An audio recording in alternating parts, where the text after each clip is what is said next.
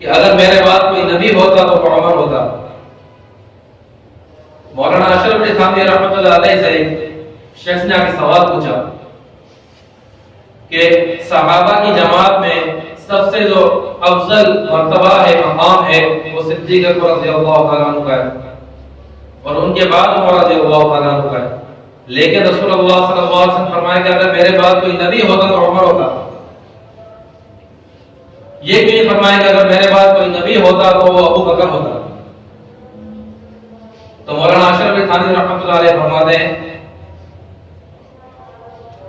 کہ سیدنا صدیق اکبر رضی اللہ تعالی عنہ رسول اللہ صلی اللہ علیہ وسلم کی اتنا ساتھ ہے، ان کی قربت رسول اللہ کے ساتھ اتنی تھی، اور ان کی جو محبت تھی وہ رسول اللہ صلی اللہ علیہ وسلم کے ساتھ اتنی تھی، ہر وقت میں رسول اللہ صلی اللہ علیہ وسلم کے ساتھ ہوا کرتے تھے۔